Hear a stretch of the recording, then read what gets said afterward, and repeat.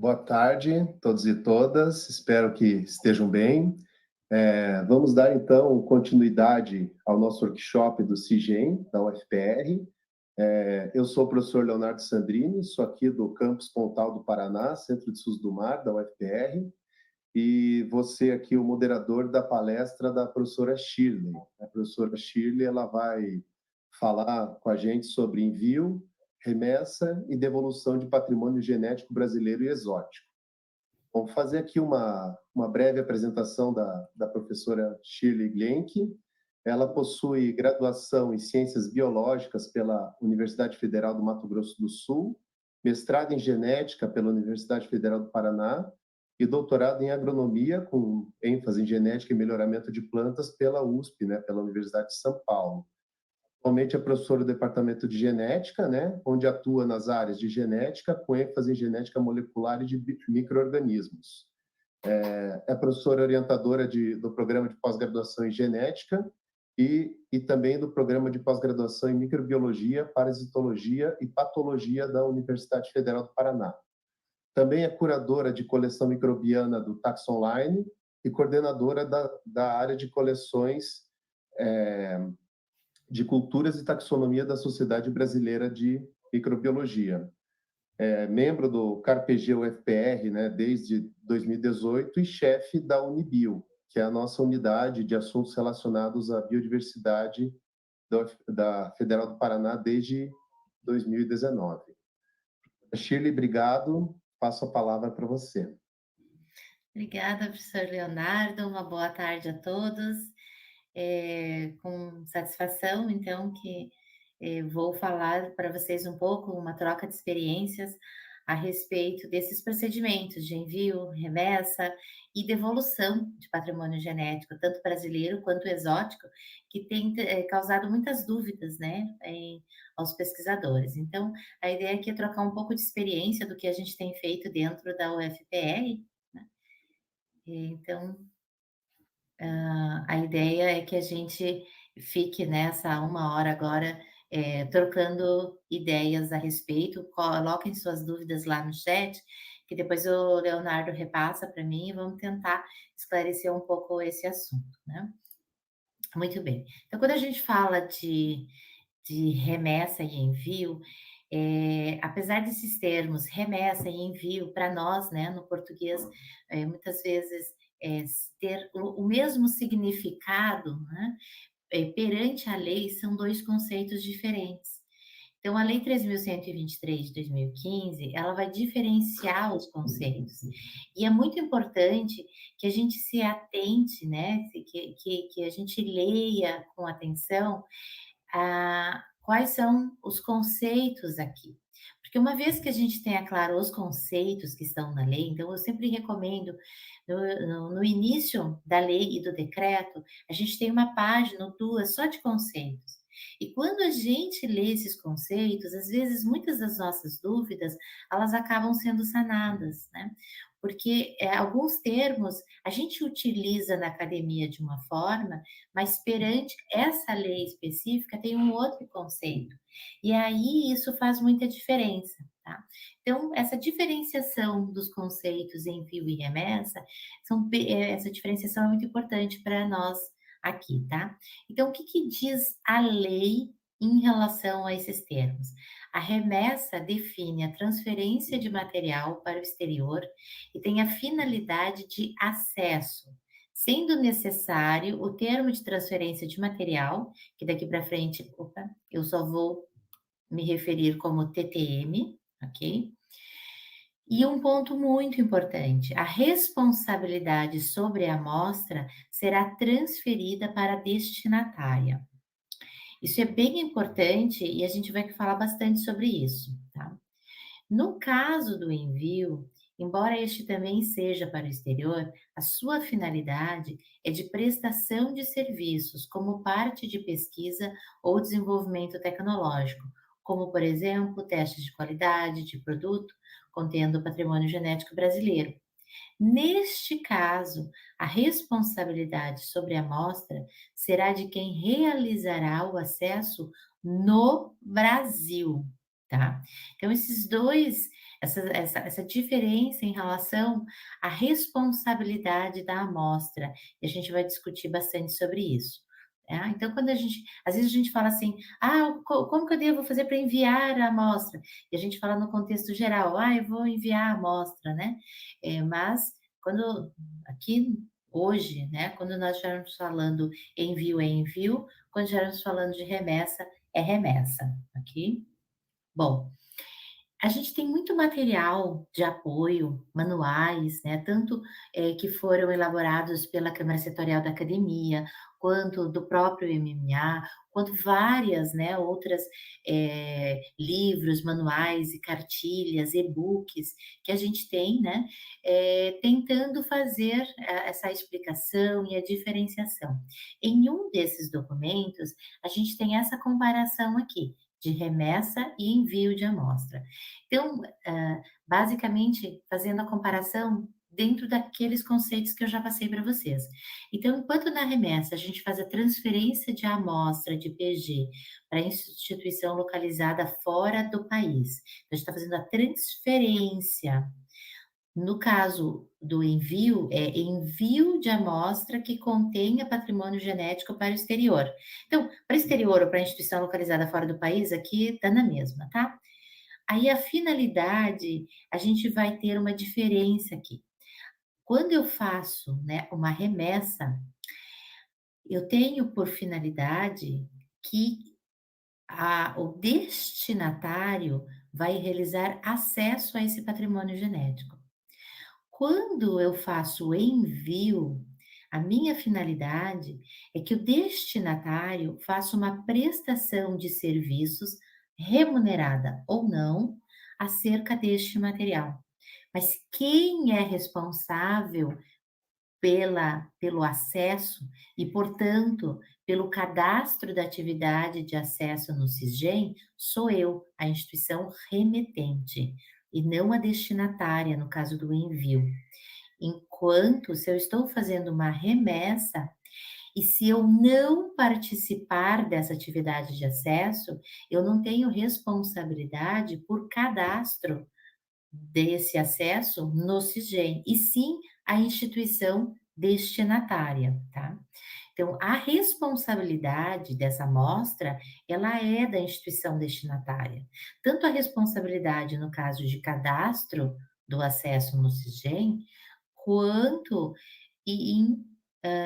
no caso, imagine a situação que eu estou enviando um organismo patogênico e lá ocorre uma liberação acidental no ambiente e que seja contaminante ou de humanos, do meio ambiente, água, solo.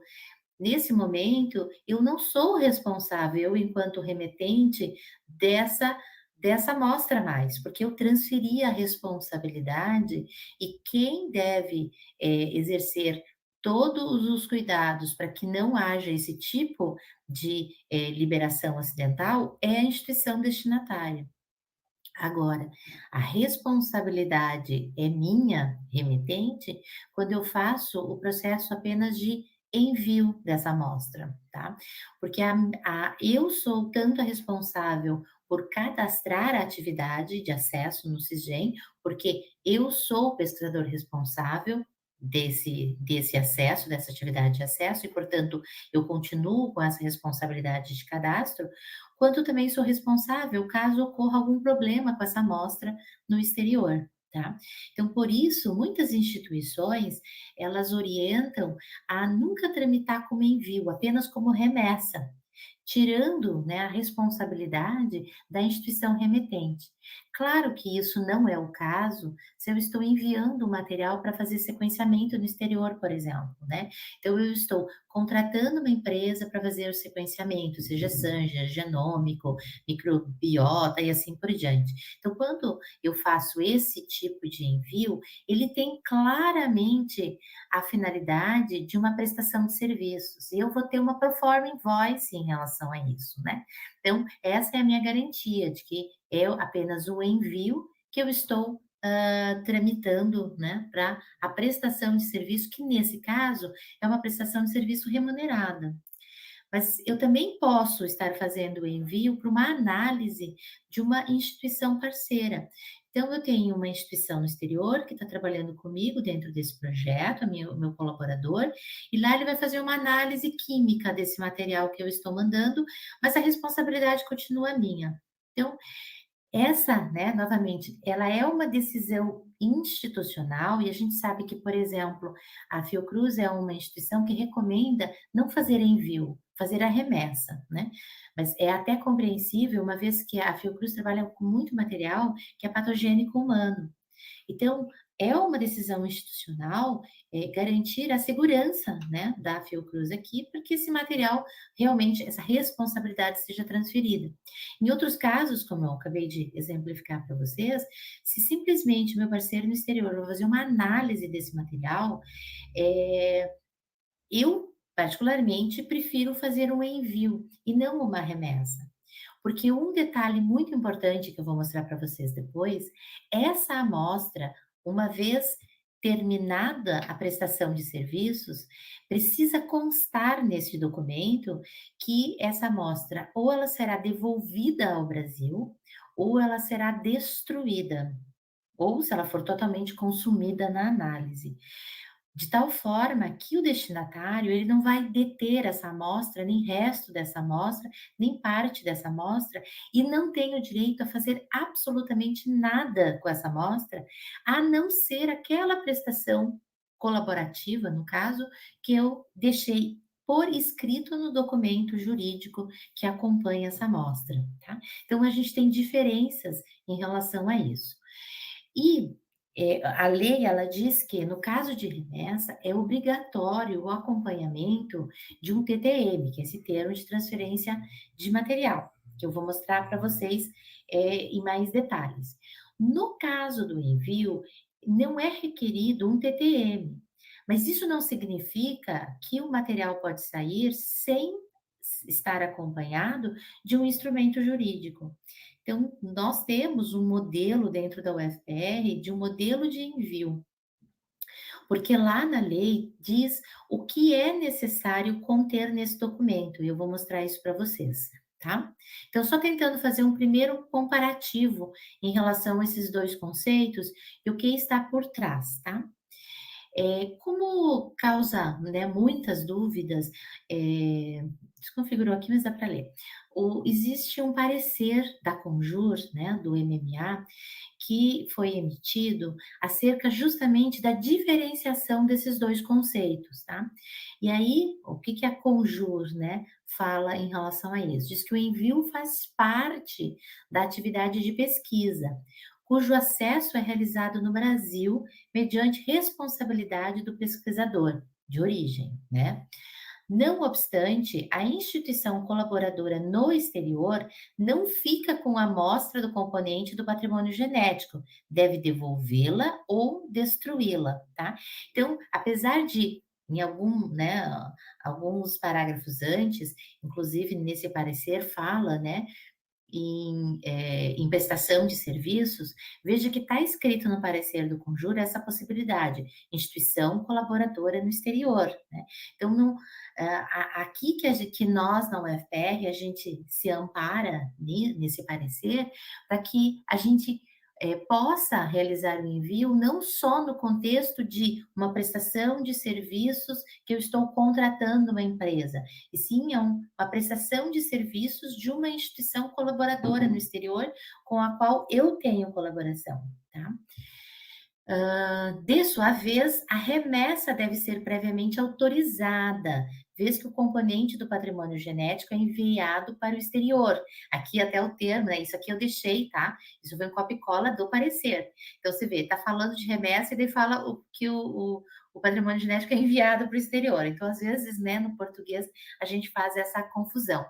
Então, a remessa deve ser previamente autorizada, para que lá no exterior ocorra o efetivo acesso, tá? A responsabilidade nesse caso é da destinatária. Então, muito semelhante àquilo que a gente viu até aqui, só que nesse parecer é colocado a instituição colaboradora no exterior. Por isso que, no nosso ponto de vista, ele não fecha só em prestação de serviço remunerado, tá? Eh, tem um problema de configuração aqui, mas não tem problema, a gente consegue entender, tá? Então, é importante, né, colocar dentro desses documentos que eu coloquei o link aqui, tá? Desse parecer da Conjur, ele continua falando assim: primeiramente, o envio nada mais é que o desdobramento do acesso, quando realizado com o propósito de realizar pesquisa científica. No caso de estudos complementares haverem de ser feitos no exterior, a amostra poderá ser levada, mas a responsabilidade pela mesma continua com o pesquisador que fez o acesso no Brasil. Não há transferência de responsabilidade para a instituição colaboradora da pesquisa. Logo, o acesso para a pesquisa, havendo envio ou não, é realizado no Brasil. A responsabilidade sobre o mesmo é do pesquisador nacional. E aí ele continua esse parecer dizendo: diferente é a remessa. Neste caso, o acesso acontece no exterior, sob responsabilidade da destinatária. Ela atende à distinção, portanto, que decorre da leitura conjunta dos conceitos normativos de um e de outro cima transcritos da lei. Então, isso está nesse parecer da Conjura, ele é bem mais longo, eu só selecionei alguns trechos para deixar bem claro, tá? Que são conceitos diferentes, foi reconhecidamente conceitos diferentes, eles têm objetivos diferentes e eles têm documentação e trâmites diferentes, tá? Então, a lei, no seu parágrafo segundo, ela diz que o cadastramento deverá ser realizado previamente à remessa ou ao requerimento de qualquer direito de propriedade intelectual, ou à comercialização do produto intermediário, ou à divulgação dos resultados finais ou parciais em meios científicos ou de comunicação, ou a notificação de produto acabado ou material reprodutivo desenvolvido em decorrência do acesso. Então, é isso tudo que eu diz a lei em relação ao cadastro prévio que deve ser realizado. Aqui fala o cadastro prévio, a remessa ou a publicação. Em lugar algum está escrito que o cadastro é prévio ao acesso, tá? Então, hoje de manhã, inclusive, tinha algumas perguntas, né, relativas a isso. Então, assim, é importante que o pesquisador ele pode realizar o acesso, ele pode realizar sua pesquisa e não está ilegal. A lei exige que você faça o cadastro prévio nessas situações. E aqui não está envio. Tá? E aqui eu quero chamar a atenção de vocês, tá? Porque é bem importante a gente discutir isso, do ponto de vista teórico e do ponto de vista prático, o que significa a lei obrigar o cadastro prévio à remessa e não ao envio, tá? Então, vejam, vamos tentar colocar isso no contexto do CISGEM e no dia a dia do pesquisador, tá? Então, lá no CISGEM, onde a gente realiza o cadastro de envio? Ele é dentro da atividade de acesso. Então, dentro de um cadastro de acesso. A remessa é feita separadamente, de forma independente ao acesso. Então, existe a opção remessa, onde eu vou fazer esse cadastro, tá? Isso tem algumas implicações importantes, tá? A primeira é que, se eu não necessito, né, novamente, fazer o cadastro da atividade de acesso prévia à pesquisa, e se o envio, como a gente acabou de ver no parecer da Conjur, ele é muitas vezes uma parte da pesquisa, então eu não tenho obrigação nenhuma de fazer o cadastro do envio prévio ao envio. Mas eu tenho obrigação legal de fazer o cadastro prévio da remessa à remessa. Então, o material, tá? Tô pegando agora o material, levando lá no correio. Eu não posso fazê-lo sem o cadastro, se for uma atividade de remessa. Se for um envio, a lei não me obriga. Mas dentro da UFPR, a gente orienta de uma forma bastante imperativa que esse envio não seja realizado sem o cadastro do envio no SISGEM, tá? Então, está ilegal quem o fizer? Não. porque a lei não exige que eu faça o cadastro de envio prévio ao acesso, né.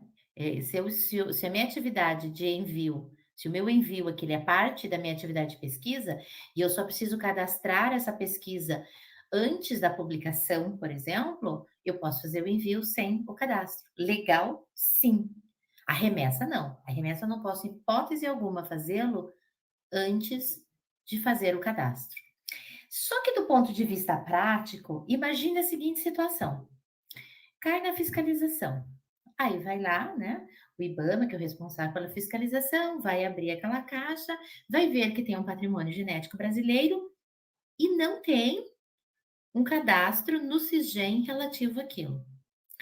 Então, primeira coisa, eu preciso ter toda a documentação relativa a envio junto, para que o IBAMA saiba que aquilo é uma atividade de envio e não uma remessa. Porque se fosse remessa, eu teria que ter no cadastro no SISGEM prévio, tá? Claro, eu vou mostrar para vocês quais as documentações exigidas para o envio e as documentações exigidas para remessa.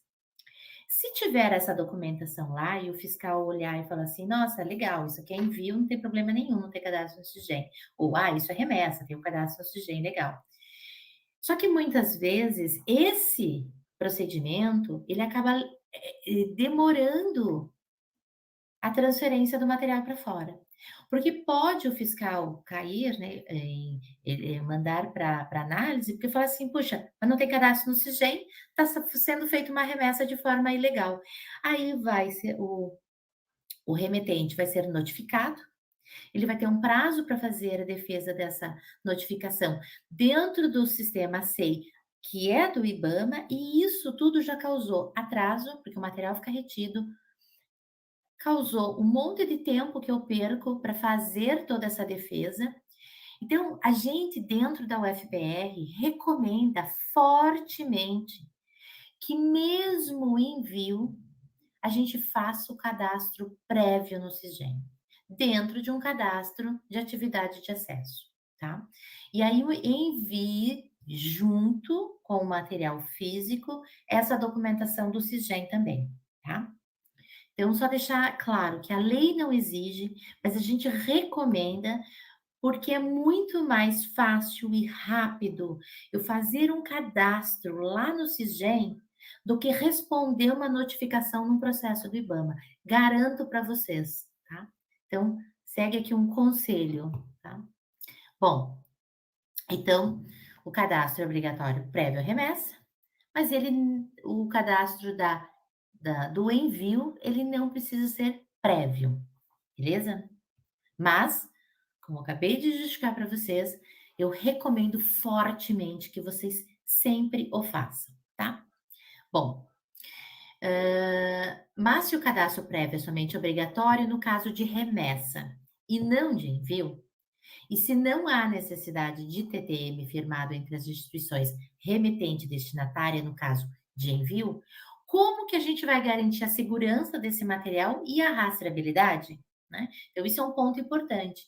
Se esse material está saindo do Brasil no formato de envio e não de remessa, então eu nem preciso fazer o cadastro prévio e nem preciso um TTM. Então, como garantir essa rastreabilidade e a segurança desse material? E ainda, como proteger a instituição remetente no caso desse material cair na fiscalização no momento de saída, se não há obrigatoriamente, se não há obrigatória, se não há obrigatoriamente cadastro no SISGEM. Então, é isso que eu expliquei para vocês, né? A gente recomenda que faça sim, para garantir não só a rastreabilidade, mas garantir também a segurança, né, à instituição remetente ao qual vocês estão vinculados. Muito bem. Então, como que a gente faz na prática esses 2 procedimentos, tá? Então, vocês podem utilizar, né, o nosso site, os nossos exemplos aqui, como, né, um exemplo de como vocês podem fazer, mas novamente, tem algumas coisas que são decisões institucionais. Então, sempre consultem a vossa instituição antes de fazer qualquer procedimento, porque lá na tua instituição pode ter orientação um pouco diferente, tá? Então é bem importante isso. Esse é o nosso site, tá? Da Unibio, que é a nossa unidade de assuntos relacionados à biodiversidade, que é hospedado dentro da nossa Pró-Reitoria de Pós-Graduação, dentro da Coordenadoria de Pesquisa. Então, lá dentro da Coordenadoria de Pesquisa, a gente tem, né, todos esses itens, inclusive a Unibio. Entrando na Unibio, a gente vai ter uma série de caixinhas onde tem explicação, documentos, orientações para cada um dos procedimentos, tá? Então, algumas telas aqui do nosso site. Agora a gente tem, né, a do workshop, e a gente sempre tem algum evento importante, alguma coisa que está acontecendo relacionada à lei de biodiversidade, a gente coloca aqui, e baixando a tela a gente vai ter itens relativos a envio e remessa, né, dentro, né, a gente coloca aqui, precisa transferir materiais para outra instituição ou pesquisador? Então, aqui, tudo relacionado a isso. Então, envio e remessa, recebimento e aquisição, museus e coleções, TTMs e certificado de regularidade do Cadastro Técnico Federal, que às 3h30 a gente vai ter uma mesa redonda sobre isso, tá? Então, clicando aqui em envio e remessa, a gente vem para uma série de explicações, onde tem isso que eu acabei de explicar tudo para vocês, tá? E também tem um link para a lista de espécies CITES. O Isaac do IBAMA vai, na sequência às 3h30, falar exatamente sobre como que se procede no caso de materiais dentro dessa lista que é internacional, né, de Convenção sobre Comércio Internacional das Espécies de Flora e Fauna Selvagem em perigo de extinção. Então, os procedimentos relativos, quando o PG que você está enviando ou remetendo, se ele estiver na lista de espécies CITES, os procedimentos são completamente diferentes desses que eu vou passar agora, tá? E o Isaac vai explicar na sequência para vocês. E aí, obviamente, se estiver nessa lista aqui, os procedimentos, né, são outros, vai para uma outra página, tá? E aqui tem o link da espécie CITES, quem, né, se quiserem consultar essa lista, obviamente ela é publicada, mas a gente mantém aqui o direcionamento. E explicação de envio e remessa e como se tramita em cada caso, tá? Então, em sendo, né, depois que você leu toda a explicação, em sendo envio, você clica aqui, em sendo remessa, clica aqui. Em sendo envio, então, quais são os procedimentos, tá?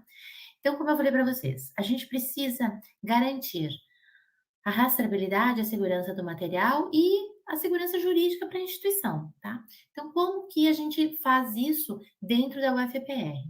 A primeira coisa é preencher e assinar um termo de envio, tá?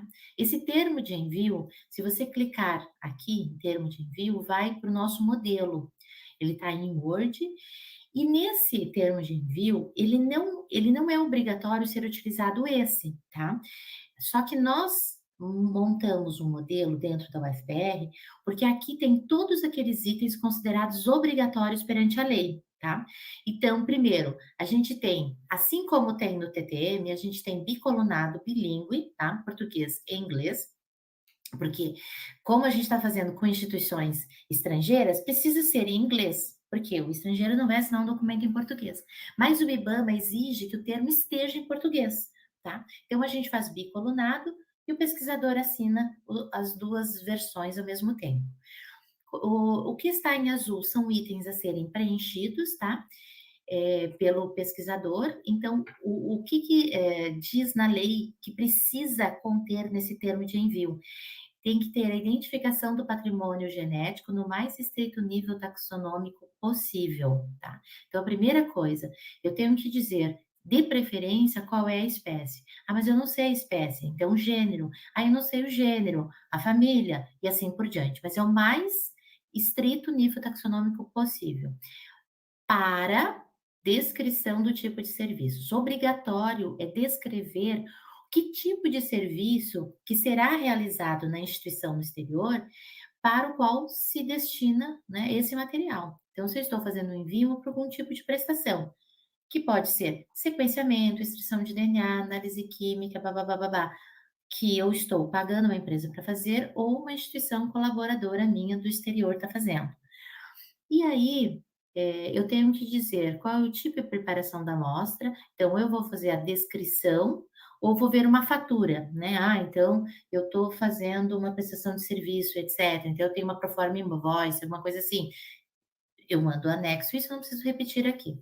quantidade de recipientes, volume ou peso, então descrição ou ver fatura anexa. Outros itens obrigatórios pela lei, que conste algumas cláusulas. O patrimônio genético não poderá ser utilizado para outros fins, além dos previstos no item 1, que foi aquele descrição dos serviços, bem como para fins comerciais, ou seja, não pode ser utilizado para fins comerciais. Nenhum outro direito ou licença é concedido ou implícito nesse acordo. Outro item extremamente importante que é exigido é: o destinatário se compromete a destruir ou devolver o patrimônio genético após a realização das análises. Isso está na lei. Então, esses itens, eles são obrigatórios que constem neste documento, que não é um padrão, mas tem que ter esses itens. Por isso, a gente tem um modelo. E está lá disponível para download de quem quiser. A única coisa que mude, tire o logo da UFPR e os dados da UFPR, obviamente, né? O destinatário assume total responsabilidade por qualquer dano que possa ocorrer com o uso, armazenamento ou descarte do patrimônio genético, tá? Então, essa é outra cláusula que precisa conter nesse documento. E aí assina, então, o remetente e o destinatário, né? E esse é o instrumento jurídico que vai ser utilizado como, que é o nosso termo de envio, tá? Uma vez que eu tenho preenchido e assinado esse termo de envio, eu vou, né, pegar a assinatura e, se o material a ser enviado ainda não estiver vinculado a um cadastro de atividade de acesso, ou seja, eu não tenho ainda um cadastro de atividade de acesso. Então, nós, na UFPR, recomendamos que o pesquisador primeiro faça o cadastro. E aí, dentro do cadastro, ele vai fazer o cadastro do envio. De que forma? Aqui. Então, lá dentro de um cadastro de atividade de acesso, lá no final, existe essa opção: envio de amostra que contenha patrimônio genético ao exterior. Clicando aqui, vai abrir as caixinhas que eu sou obrigada a preencher sobre o patrimônio genético, né? O tipo de como que esse material está sendo, então, enviado ao exterior, volume e tudo mais, e aqui dentro eu vou escolher, dentro aqueles PGs que eu já cadastrei na atividade de acesso, quando eu clico aqui vai aparecer todos que estão naquele cadastro. E aí eu simplesmente vou selecionar. Eu estou enviando o X, o Y, o Z e assim por diante, tá? Aí aqui eu vou fazer o upload daquele termo de envio, que é esse documento no Word que eu acabei de mostrar para vocês. Então a gente precisa fazer esse upload aqui, ou um contrato de prestação de serviço, alguma coisa assim, tá? Que eu vou fazer aqui esse upload. Uma vez feito isso, a gente vai para as orientações de como proceder o envio. Então, nosso passo 5, esse passo a passo tem no nosso site, tá? Impressão de documentos e envio da amostra. Colocar os dois documentos impressos junto com a amostra a ser enviada. Quais são os dois? Então, que são aqueles que são exigidos pela lei, né, de biodiversidade, que é o cadastro de acesso contendo o envio e o termo de envio. Fora isso, isso não exclui, né, todas as outras documentações relativas a outras leis, como, por exemplo, se o documento necessita de uma autorização de coleta e assim por diante, tá? Então, isso é só, esses dois documentos são relativos à lei de biodiversidade. O formulário de envio, né, e a certidão desse cadastro, que é esse documento aqui, exemplo, que o próprio Cisgen, então, emite, só você clicar lá para ele baixar, tá? Então, esses documentos, eles acompanham fisicamente a amostra, tá? Ah, mas eu não sou obrigado a fazer o cadastro. Você não é obrigado a fazer o cadastro, mas é obrigado a ter um termo de envio. E esse termo de envio precisa sim acompanhar a amostra. Então, na UFR, a gente obriga os dois documentos, tá? Então, aqui está a certidão, né, do cadastro e que contém os dados de envio. Se esse material, né, se eu estou enviando amostras de DNA para sequenciamento, eu não preciso fazer upload desse termo de envio. Quando você clica aqui, né, e tem essa pergunta: o envio de amostra tem por finalidade o sequenciamento genético? Se você colocar sim, ele não obriga mais aquela caixinha de upload que tinha aqui, ó. Então, essa caixinha aqui, ó, tá vendo? Ela tem um asterisco, ela é obrigatória. Mas porque eu disse não, que não era para sequenciamento genético, tá? Só que nesse caso aqui, a pergunta é: O envio tem por finalidade, e aqui é até uma coisa que eu já comentei no GT Cisgen, a pergunta aqui é: o envio de amostra tem única e exclusivamente por finalidade o sequenciamento genético? Porque às vezes as pessoas falam assim: ah, vai fazer sequenciamento genético, ah, beleza. Mas não é só isso que vai ser feito, né? Por quê? Porque nesse caso eu estou mandando DNA. Isso é outra problemática que às vezes surge, porque a pessoa está mandando o indivíduo e lá vai ser feita a extração de DNA, sequenciamento e etc. Na minha leitura, eu, Shirley, nesse caso, eu não posso dizer sim aqui. Porque como estou mandando o espécime, eu tenho que fazer todo o procedimento com documentação de envio e assim por diante. Aquele termo de envio. Por quê? Porque eu preciso garantir a rastreabilidade desse material, a segurança desse material. Então, se eu estou mandando o DNA, é uma coisa, estou mandando o material para fazer o sequenciamento depois, na minha interpretação, são duas situações diferentes. Então, aqui, para mim, o Cisgen devia fazer uma pergunta diferente, tá? E essa amostra seria o DNA ou o RNA, ou o que quer que seja, mas não o indivíduo. Mas isso é opinião minha, tá?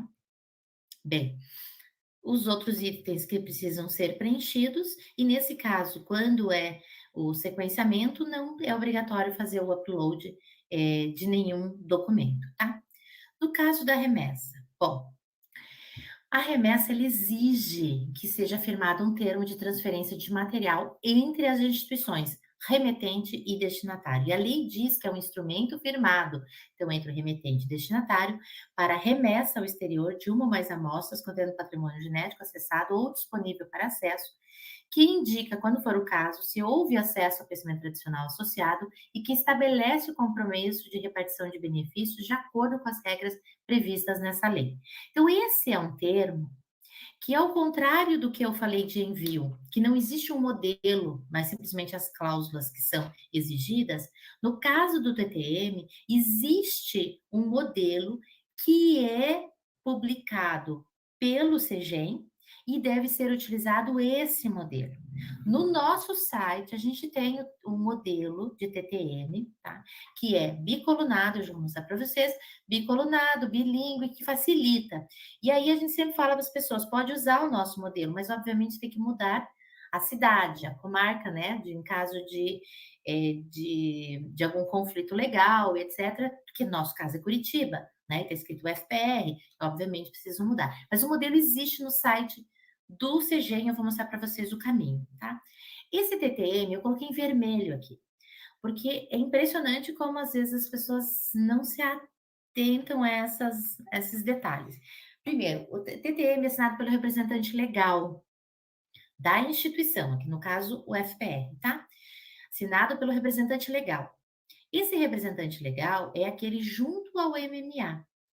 Ele não é a quem eu penso que é. Esse representante legal junto ao MMA é o que tem uma portaria de designação dada pelo representante, pela autoridade máxima da instituição. Então, no nosso caso, o FPR, uma instituição, né, uma universidade. Quem que é a autoridade máxima? O nosso reitor. O reitor, ele faz uma portaria designando quem é o representante legal junto ao MMA. Essa portaria, ela tem que ser enviada ao DPG, e lá vai ser, então, atribuída a função de representante legal. E é esse mesmo representante legal que é quem tem que assinar o TTM. Se o curador da coleção for um representante legal, ótimo, instituído por portaria. Se o curador da coleção não é um representante legal, ele não pode assinar o TTM, porque esse TTM não será válido perante o CEGEM. Tá? Então a gente precisa prestar muita atenção. Em algumas instituições, elas designam o curador da coleção como representante, beleza. Em outras, não. No nosso caso, é o nosso pró-reitor, da Pró-Reitoria de Pesquisa e Pós-Graduação. É só ele que pode assinar o TTM. Não pode ser chefe de departamento, diretor de setor, de curador de coleção, não. Na UFPR é só o pró-reitor, tá?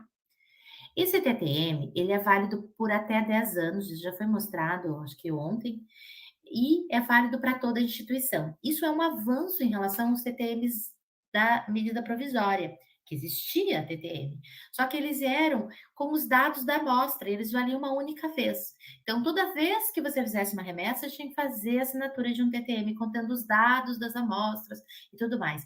Agora não, é um TTM guarda-chuva que vale para a instituição inteira, tanto remetente quanto destinatária, se assim for acordado por ambas as partes, e sem dado nenhum de amostra. E como ele não tem dado nenhum de amostra, ele é insuficiente como documento. Ele só é válido se acompanhado das guias de remessa. E nessas guias de remessa é que os dados de cada amostra estarão presentes. E essas guias de remessa igualmente são aprovadas e publicadas pelo CEGEM. Eu não posso usar qualquer guia de remessa. Eu posso até usar o meu padrão lá, mas eu tenho que colocar todas as informações, porque esses documentos, eles são publicados pelo CEGEM e devem ser utilizados desta forma. É claro que a lei permite que eu adicione ou modifique algumas cláusulas, desde que não fira a lei e o decreto, tá? Então, a gente tem que tomar cuidado com isso. Na UFPR, a gente tramita internamente pela Unibio, tá? Então, não é o pesquisador que vai preencher e enviar para o pró-reitor assinar. Na UFPR, ele vai abrir um processo SEI, vai encaminhar os pedidos, a gente vai preencher esses dados da instituição destinatária no TTM e vai encaminhar para assinatura, tá? Agora, como cada instituição trabalha, aí precisam consultar a vossa instituição, tá? E aí as guias de remessa que eu já falei que vão com os dados de cada amostra. E detalhe, precisam ser incorporadas a esse TTM na hora de fazer o upload no Cigen. E aí eu vou mostrar para vocês, isso é um problema sério. Agora, dentro da UFPR, os pesquisadores já estão um pouco mais acostumados, mas no início era de praxe, só tinha o TTM lá no upload no Cigen. Ora, o TTM não me dá nenhuma informação acerca das amostras. Então, um TTM sem guia de remessa ele não é válido. Então, eu preciso juntar as guias de remessa com esse TTM, que eu vou sempre utilizar o mesmo TTM, se for com a mesma instituição, pelo prazo de até 10 anos, e vou juntar as guias de remessa que eu coloquei as informações agora. Aí eu tenho um TTM com as guias de remessa, que esse documento agora sim é válido, tá? Então, a gente tem no nosso site, né, quando você clica em remessa, as seguintes instruções, né? Então, antes de fazer remessa de PG ao exterior, leia atentamente. Então, aqui uma série, né, de avisos importantes, e aí a gente tem duas situações. Se eu estou fazendo uma remessa para uma instituição que já tem um TTM assinado com a minha instituição, o meu procedimento é bem curto. Agora, se eu não tenho, se a instituição não tem um TTM firmado, eu preciso primeiro fazer todo esse trâmite. E aí, ontem, antes de ontem, tinha algumas perguntas relativas a quanto tempo que leva, e isso é imprevisível, tá? Menos do que 1 mês, 2 meses, 3 meses, é muito difícil firmar um TTM. Acontece, às vezes, de firmar em 1 mês, acontece, mas é bem raro. Então, tem que estimar ali pelo menos uns 3 meses para você ter um TTM com a instituição. Pode demorar 6 meses, pode demorar 1 ano e pode nunca ser firmado. Por quê? Como as cláusulas elas só podem ser modificadas sem que infrinja a lei, justamente as cláusulas que as instituições do exterior pedem para remover, normalmente são aquelas que estão na lei e a gente não pode remover. E aí a instituição do exterior fala: não, se não mudar isso aqui, eu não vou assinar. E aí a gente vai falar: então, a gente não vai fazer colaboração. Ah, mas aí o pesquisador vem. Mas como assim? Eu não posso mais trabalhar com esse pesquisador? Você pode, mas não pode fazer remessa para essa instituição, porque eles não aceitam a lei brasileira da forma como está. Então, eles já estão dizendo: nós não vamos cumprir essa lei. Esse é o grande problema, tá? Então, qual é o tempo que leva? Mínimo 1 mês, nunca acontece menos de 1 mês. Normalmente, 3 meses, hoje dentro da UFPR, tá? Uns 3 meses para se firmar um TTM. Mais do que isso, é a minoria dos casos, mas pode acontecer até 1 ano. Então, precisa ter aqui toda uma programação. É muito comum a gente receber e-mail, ligação de aluno falando assim: "Ai, semana que vem eu estou indo para a Alemanha", um exemplo, fazendo doutorado sanduíche, "e eu vou levar o material da minha tese para fazer lá. Eu preciso de alguma coisa? O que que eu preciso fazer?". Essa é uma questão recorrente. Ora, semana que vem não dá tempo de fazer. Se não tiver um TTM, você não vai poder levar esse material. A menos que você faça como envio, mas aí a gente tem uma série de restrições, como eu expliquei para vocês. Envio, ele é uma exceção, ele não é a regra do nosso dia a dia, tá? Bom, e daí no nosso caso, a gente tem todos os TPMs listados no nosso site e disponíveis para download. Então, você pode consultar se a instituição já tem um TTM firmado e, entendo o TTM, pode clicar e fazer o download desse documento e aí já fazer o upload dentro do cadastro do Sisgem. E caso, né, não tenha ainda o TTM, aí tem que fazer a solicitação. Então, quando você vê lá, você clicou, procurou, existe o TTM já, a gente vai para essa orientação, remessa com o TTM. Então, a primeira coisa, acessar o Sisgem, vai até remessa e faz o cadastro, um novo cadastro, tá? Então, aqui nesse item remessa. Então, preste atenção. Se eu estou fazendo uma remessa, eu não vou para dentro de cadastro de atividade de acesso, porque aqui dentro é envio. Eu vou fazer dentro de um cadastro de remessa. Aí eu vou em novo cadastro e começo a preencher todos os dados. Uma das coisas que vocês não podem esquecer, e isso não é só para remessa, isso é para qualquer cadastro no Sisgem, é sempre fazer a vinculação à instituição de vocês, porque o default aqui, o padrão, ele vem como independente. E se você está fazendo independente, provavelmente você não vai ter uma série de autorizações do IBAMA para estar fazendo, tá? Então não esqueçam de sempre vincular a instituição a qual vocês estão vinculados, né? Aqui vocês vão preencher todos os dados que são solicitados e aqui, ó, upload do termo de transferência de material. E aí, aqui, ó, termo de transferência de material e guias de remessa, tá? Não pode anexar só o TTM, as guias de remessa são essenciais. Então, vai fazer o upload desse documento e depois que terminar todo o cadastro, fazer a submissão dentro do sistema, você vai emitir o comprovante de remessa. Esse é o comprovante de remessa, tá? E é só clicar aqui, ele vai baixar o PDF. E aí, passo 5, enviar o material, nesse enviar aqui é remeter o material, na verdade, junto com cópias impressas do TTM, guia de remessa, comprovante de cadastro de remessa no Sisgem. Nesse caso, é obrigatório, tá? Ter esse comprovante. E ele vai impresso fisicamente junto. E, óbvio, demais documentos específicos em cada caso, por exemplo, IBAMA, voucher da coleção e assim por diante, tá? E aí, pode ir no correio e despachar o material.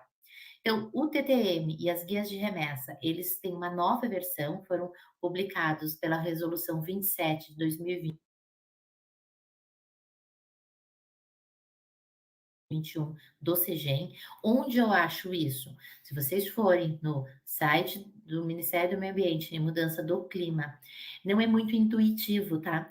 Aí vocês vão aqui, vem aqui, tem 3 barrinhas paralelas aqui, vocês clicam ali, que aqui agora tá X, mas não tem 3 barrinhas paralelas, cliquem aqui, ele vem em assuntos, vai abrir tudo isso aqui. Vocês vão escolher assuntos. Dentro de assuntos, vocês vão escolher biodiversidade. Dentro de biodiversidade, vocês vão escolher patrimônio genético. E aí, lá embaixo na tela, quando vocês clicarem em patrimônio genético, vai ter uma série de opções. Aí vocês vão em Conselho de Gestão do Patrimônio Genético, ou seja, CEGEM. Dentro de CEGEM, no final da página, vai ter normas do CEGEM. E aí vocês vão ter uma série de regime interno, resoluções, vem em resoluções. E lá nas resoluções vão estar listadas todas elas.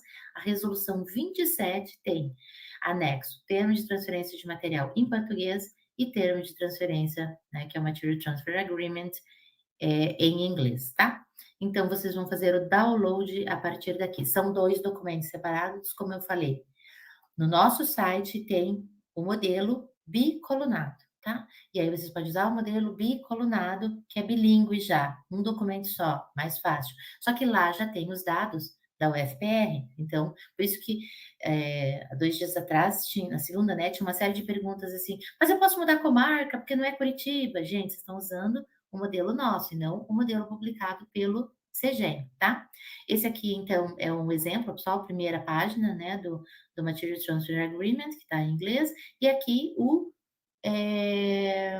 as guias de remessa, tá? Então, esse invoice aqui que vocês vão preencher. Daí tem a versão português e inglês de toda a documentação.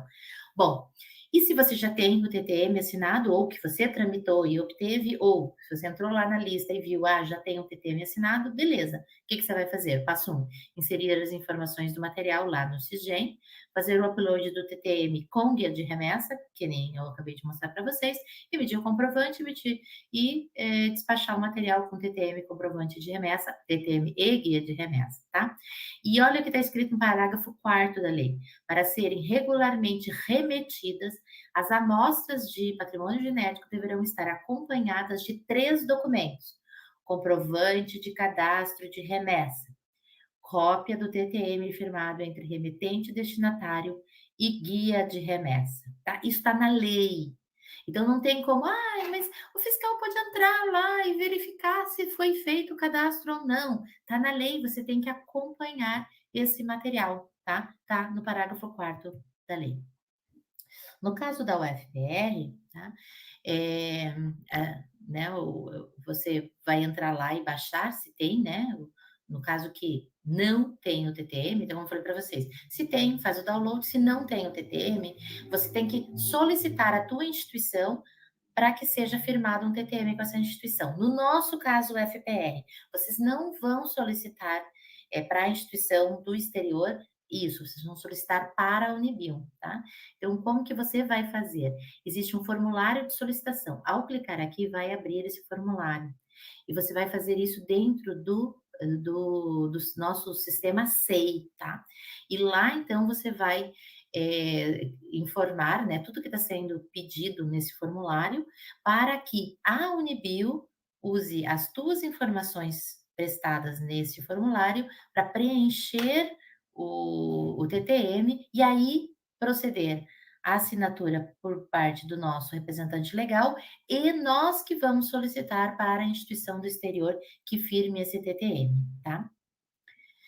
Então, resumidamente, envio é uma atividade, parte de uma atividade de acesso, então o cadastro no SISGEM é dentro de um cadastro de acesso, e a remessa é algo em paralelo, que não necessariamente eu estarei fazendo acesso quando eu estou fazendo uma remessa, então eu vou fazer separadamente dentro do SISGEM.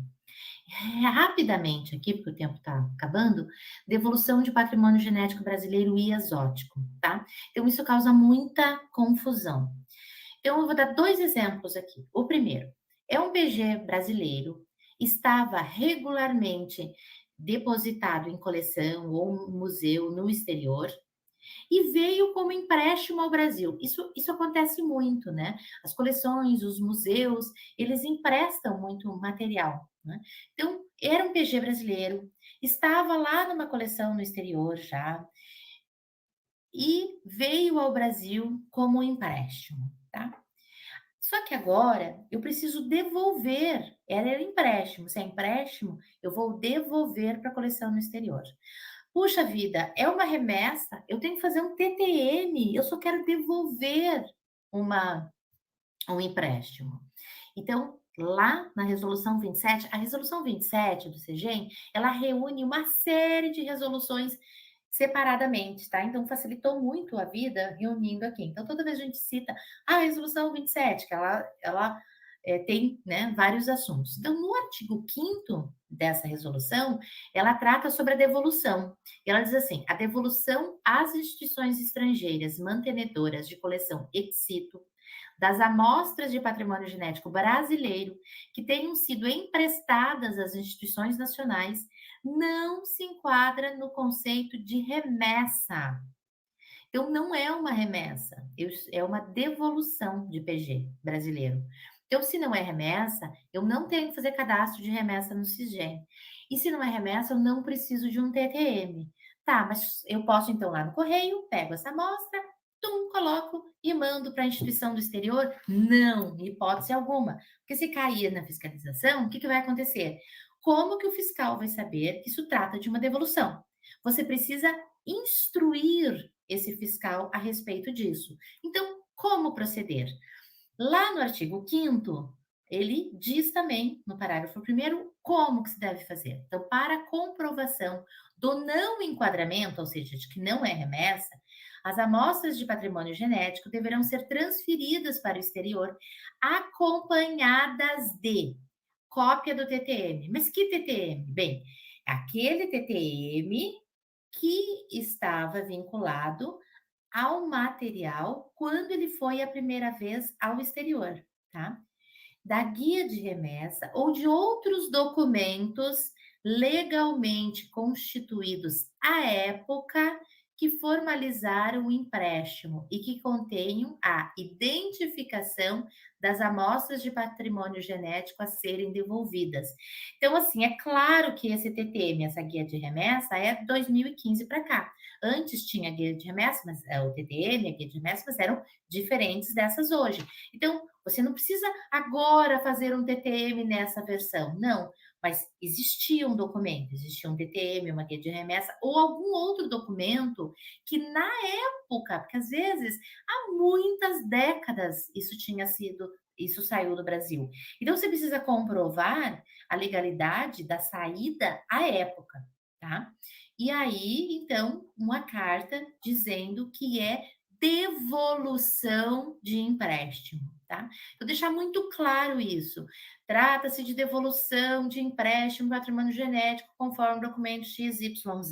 Deixar isso instruído para que o fiscal facilmente possa ver e não precisa, né, sair fazendo notificação por não estar fazendo uma remessa naquele momento. E no parágrafo 2º diz: caso o usuário não possua pelo menos um dos documentos a que se refere o parágrafo 1º, a transferência das amostras de PG para a instituição estrangeira mantenedora de coleção não é considerada devolução, sendo aplicável a legislação vigente para remessa. Ou seja, você precisa comprovar que aquilo foi feito na época, uma remessa, à luz da legislação vigente na época, de forma correta, e agora está devolvendo. Se isso foi feito sem documentação alguma, ou se esse documento se perdeu, se você não tem como provar que é uma devolução, não tem jeito. Você vai ter que tramitar uma remessa, vai ter que fazer TTM, vai ter que fazer guia de remessa, vai ter que fazer o cadastro no SISGEM, tem que fazer tudo, tá? E o exemplo 2 é um PG exótico, tá? Então, não é PG brasileiro, mas ele estava regularmente depositado em coleção e museu no Brasil. Então, estava aqui, ou como empréstimo, ou depositado aqui. E agora, você precisa enviar para o exterior, seja pelo motivo que for, ou a devolução, ou, né, como parte de um projeto, em colaboração. Novamente, é um PG exótico. É uma remessa? Precisa de TTM? Aqui é fácil, né? Não. Se é PG exótico, não é PG brasileiro, portanto, não tem remessa dentro do SISGEM, não tem um TTM, etc. Mas você precisa comprovar a origem. Você precisa dizer que esse PG, ele não é brasileiro. Esse PG não é brasileiro é muito fácil quando às vezes é uma planta, é animal e assim por diante. No caso de micro-organismo, isso às vezes é muito complicado. Porque como que você diz que um PG é exótico ou não? Então você precisa comprovar a sua origem. Essa comprovação de origem, ela se dá de diferentes formas, tá? Ou porque você tem um TTM, que você tem a guia de remessa, tudo aquilo, TTM, guia de remessa, da instituição do exterior que veio, algum documento comprovando que aquilo era um PG exótico que estava no Brasil. E como para micro-organismo é muito difícil, existe então a Resolução 41, que a Aline mostrou hoje de manhã, que foi publicada agora em 2023 pelo CEGEM, que ele aprova modelo de declaração para fins de informação de que um micro-organismo destinado à transferência ao exterior não foi isolado, ou seja, não é PG brasileiro. Tá? E é uma devolução. E a gente não tem nenhum dos documentos comprobatórios, então foi aprovado um modelo alternativo. Eu não vou mostrar aqui, porque a Aline já mostrou de manhã, e vocês podem consultar lá na página do CEGEM, é a última resolução aprovada naquela lista que eu mostrei para vocês, tá? Não vou mostrar isso agora, porque o tempo já extrapolei aqui. Muito obrigada. Obrigado, Shirley, muito esclarecedor tua explicação sobre envio, remessa e os links todos que devem ser acessados ali dentro da plataforma, né? Isso certamente é motivo de confusão em boa parte dos pesquisadores, né? Tivemos várias perguntas aqui, eu vou tentar filtrá-las, tá, Shirley, para a Sim. gente proceder aqui com o debate. Foram, até agora, registradas, acho que 19 perguntas. Eu vou meio que seguindo na sequência, e aí a gente vê o que faz. Então, a primeira pergunta, Angélica Maria. No caso de depósito de espécimes de material identificado, parátipos ou não, em coleções do exterior, devo usar remessa ou envio? Sempre que você está fazendo depósito em coleção no exterior, é remessa, tá? E ele necessita de um TTM, e nesse caso, existem, por exemplo, a gente tem na UFR, mas isso foi publicado, se não me engano, tem no site da Câmara Setorial da Academia, um modelo de TTM com cláusulas para coleções. Então, algumas cláusulas adicionais que podem ser acrescentadas justamente para regular isso, tá? E lá na guia de remessa existe uma opção que você tem as opções, qual é o destino, ou melhor, qual é a finalidade daquela remessa. E aí você vai clicar lá, pode ser só pesquisa, pode ser desenvolvimento tecnológico, ou pode ser depósito em coleções. Aí você vai clicar lá, depósito em coleções, tá? No caso de micro-organismo, está complicado, como foi falado ontem e hoje, porque as coleções do exterior se fecharam, né, para depósito dos micro-organismos brasileiros por causa da exigência de associação. Mas isso está para ser resolvido, a gente espera que volte, né, esse fluxo normal. Mas sim, a resposta é remessa. Uhum. E essa André, da aluno de Andréa. pós. Você quer que eu leia ou pode? Você quer? Pode ler, Shirley, se você achar Tá. melhor. Aluno de pós que vai testar extrato de planta em modelos no exterior. Não é prestação de serviço, mas a amostra estarão de posse dele na instituição destinatária. Considera o remessa ou envio. Então, você precisa procurar a orientação da tua instituição. Como eu falei, esses são casos em que é, é, algumas instituições, elas não vão concordar com que você faça envio. Elas vão dizer é remessa, tá? Outras instituições, usando aquele parecer da Conjur, que coloca instituições parceiras, etc., pode te orientar a fazer envio. No caso da UFPR, muitas vezes a gente tramita esse tipo de caso como envio. Só que aqui você precisa prestar atenção. Primeiro, é, o orientador e o orientador do exterior que vai receber esse aluno, você tem que ter uma relação de confiança, tá? Porque quando você assina um termo, né, de envio e você está dizendo para o pesquisador do exterior, você só vai poder fazer X análise, não pode fazer mais nada com esse material, vai ter que destruir, etc. Você está simplesmente confiando na palavra da pessoa, tá certo, tem o documento escrito e etc. Mas você não tem todo o amparo jurídico com aquelas cláusulas que tem lá no TTM, no caso de você entrar em litígio, tá? Então, lá no TTM tem todas as cláusulas que dá mais segurança à instituição remetente. Tá? Quando você faz o termo de envio, apesar de estar escrito, mas esse instrumento jurídico ele não é tão forte, digamos assim, do que essa forma mais simplificada que é o termo de envio. Então, depende muito da confiança, relação de confiança entre o orientador. A outra coisa é quando o aluno só vai manipular essa amostra e etc., a gente fica com mais tranquilidade. E depende do tipo de amostra, tá? Então, você está levando só o extrato, é uma coisa. Eu estou levando um organismo. Quando a gente trabalha com micro-organismo, o micro-organismo você replica, né? Então a gente sempre tem um pouco de medo. Mas vai levar o micro-organismo lá. E aí, como é que é a garantia que eu vou ter que não vai ficar uma cópia lá? Então, assim, é uma decisão muito do pesquisador, é uma decisão institucional, a gente só aconselha fazer como envio quando realmente não tem condições naquele momento de tramitar como remessa, quando não é um material vivo, e quando você confia, sabe que o aluno vai destruir a amostra antes de trazer. Mas tem tantos senãos que há muitas instituições dizem, não, é remessa e fim de papo. tá? Mas você consegue colocar essa situação dentro daquele parecer da Conjur, né? Como uma parte da pesquisa que está sendo realizado, a responsabilidade é do remetente. Então, veja, lá no futuro, se for publicado um trabalho, tá? Isso é uma coisa bem importante para deixar ressaltado aqui. Imagine que o aluno está levando o material, esse material ficou lá depois, ou porque o aluno simplesmente esqueceu, ou deixou, ou porque alguém pegou e ele não sabia, tá?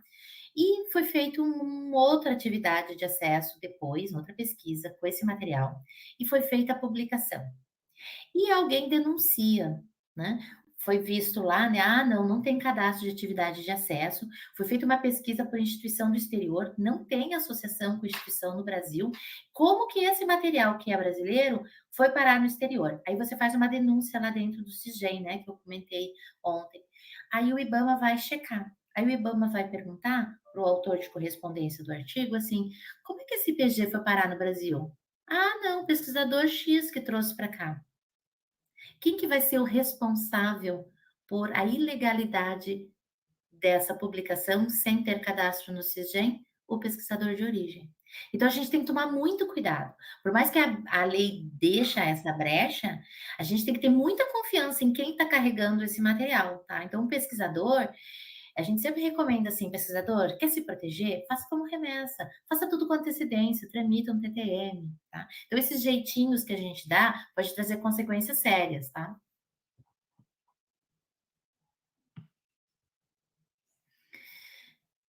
Obrigada. No caso de envio que vira remessa, depois de já estar no exterior, qual o procedimento a seguir? Então, às vezes isso acontece mesmo, tá? Então, assim, era para ser um envio, acabou ficando, né? Como eu falei, às vezes a gente faz as coisas desse jeito. O que que eu aconselho dentro da UFR? Mas, novamente, procure a orientação da sua instituição, tá? Mas o que que eu oriento aqui dentro da UFR? Bom, você tem um cadastro de envio, né? Pelo menos isso é uma coisa que a gente obriga aqui, que faça o cadastro de envio, mesmo que ele não é obrigatório que você faça antes, tá? Você vai fazer, então, tramitar o TTM, etc., vai fazer o cadastro de remessa, tudo certinho, você só não vai fazer a remessa física, porque a remessa física, ela já foi feita, tá? Mas aí você tem o cadastro de remessa com TTM, com guia de remessa, com tudo certinho cadastrado no Sisgem, tá? É esse o procedimento que eu recomendo.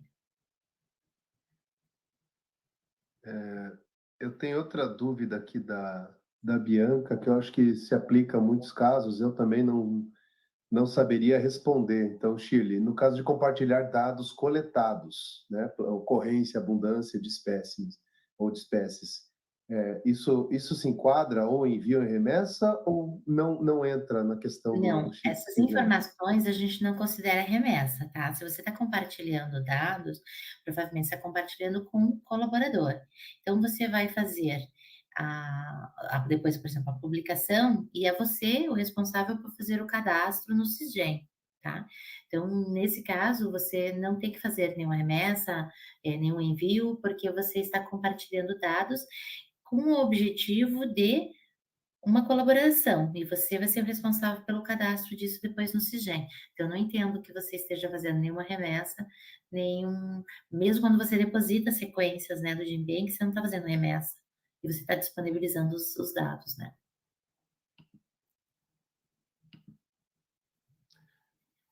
O Raimundo pergunta quantos representantes legais uma instituição pode ter. Eu Não não sei sei se se tem, eu não sei se tem restrição, tá? Isso tem que fazer uma consulta ao DPG, né? Pode ser o cisgen@mma.gov.br e fazer essa consulta lá, tá? Eu sei que é permitido mais do que um, porque às vezes você coloca, por exemplo, curador de cada coleção como representante legal. Tem algumas instituições que têm, tá? A UFR só tem um. Eu acho que a maioria só tem um, tá? Mas eu não sei se tem restrição do número. Isso realmente tem que fazer uma consulta ao DPG.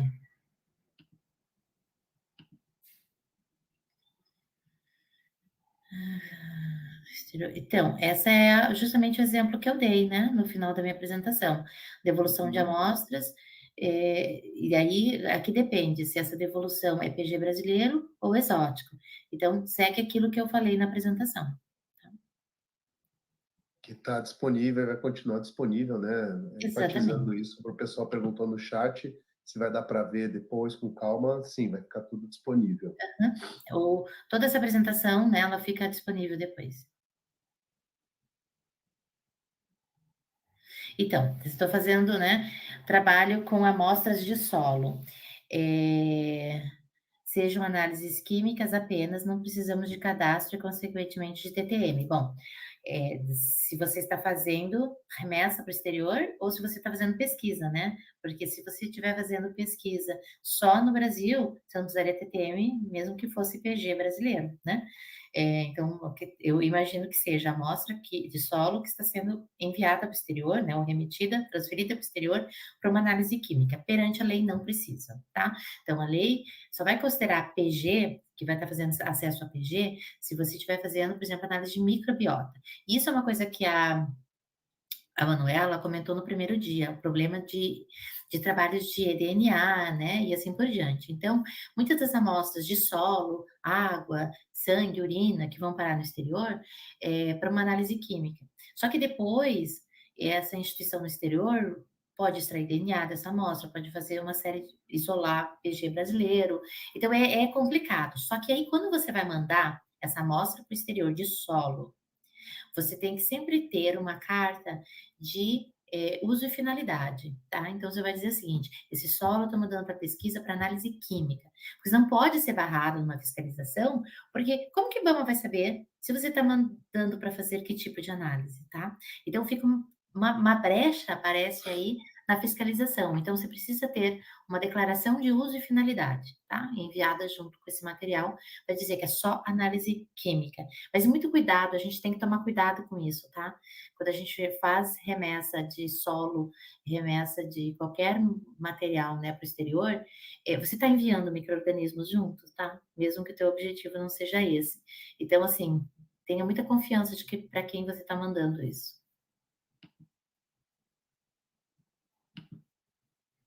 Essa do Jefferson, acho que é uma dúvida bastante comum, né? Diz respeito, acho que é o cadastro de coleta versus o CIGEM, né? Que é quando você vai ter de Então, fato acesso. isso. Eu nem vou responder agora, porque na sequência, daqui a 15 minutos, nós teremos a equipe Uhum. do IBAMA falando exatamente autorizações de coleta. CISGEM não tem nada a ver com coleta, tá?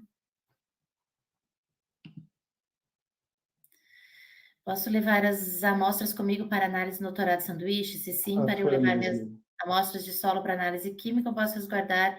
É exatamente isso. Tem que ter uma carta de uso, descrição do que é, para que é simplesmente análise química, que não é PG brasileiro, babá. Então, nunca saia com um material sem uma carta destinada para pesquisa, doutorado de sanduíche, e qual o tipo de análise que vai ser feita. Sempre carrega isso com você. Essa Minha dúvida acho que instituição você fez uma. respondeu, né? Na palestra. Sim, se você tem essa Uhum. portaria, você é representante legal. Só que é o seguinte, essa portaria tem que ter sido enviada ao DPG, tá? Você tem que ter acesso ao CISGEM como representante legal, tá?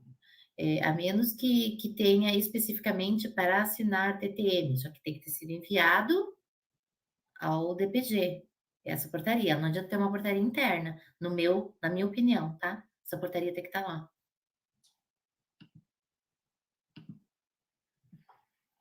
Então, material fóssil, a gente teve uma pergunta, acho que foi ontem, né? Hoje, já nem sei mais. Eu fiz até uma consulta à Câmara Setorial da Academia e pedi que se fosse feita uma consulta ao CEGEM, porque a gente tem dúvidas entre os pesquisadores em relação a isso. No sentido mais estrito da lei, né, a gente discutiu isso na Câmara Setorial da Academia, a princípio sim, material fóssil, sim é PG brasileiro, né, e portanto ele precisa sim de TTM, mas tem muita gente ignorando isso, tá, por uma série de motivos, né, e aí até a gente pediu uma consulta ao CIGEM, mas a rigor sim, material fóssil é PG brasileiro e portanto só pode sair do país mediante cadastro de remessa e com TTM e guia de remessa. Remessa do Ministério da Agricultura para a universidade precisa seguir. Se é dentro do Brasil, não está implícito aqui nenhuma dessas TTMs, guias de remessa, não existe isso, tá? O que nós estamos falando aqui é trânsito de material de dentro do país para fora do país. É a mesma dúvida da Juliana, também é da Gláucia, né? Acho que enviar material genético dentro do país para acesso não precisa de Não, remessa, não né? tem nada a ver com biodiversidade, nada a ver com CISGEM, nada a ver com remessa, e essas perguntas podem ser feitas na sequência para o MMA, para o IBAMA, né, que vão responder com ou que tipo de documentação, então, que deveria acompanhar essas amostras. Então, acho que é isso, Shirley. Eu passei aí por boa parte dos comentários do pessoal. Deixa eu ver se tem mais alguns novos aqui. Mas eu acredito que foi tudo sanado, sim, ao longo da sua apresentação, né, que vai ficar disponível, e também nessa sessão de comentários.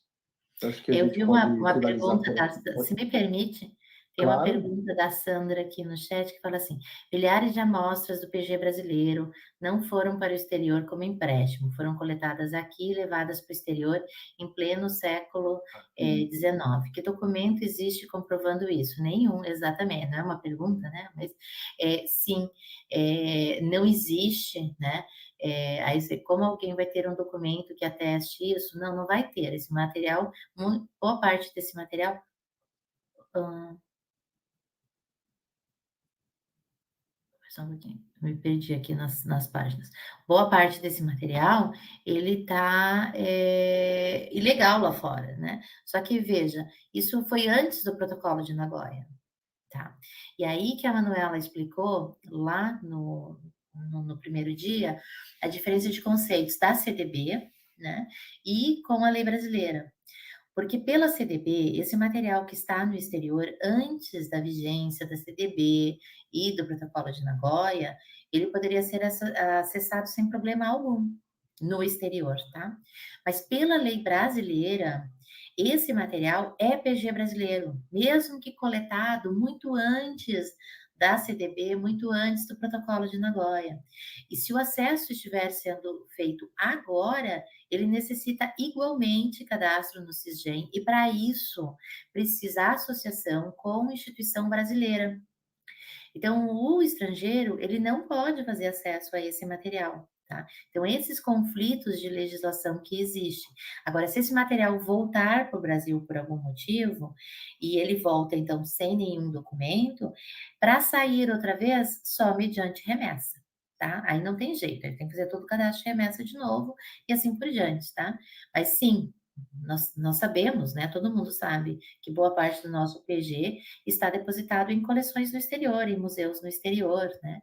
E o que a lei brasileira garante é que o acesso realizado, hoje, ele só pode ser realizado por estrangeiro com uma associação à instituição brasileira.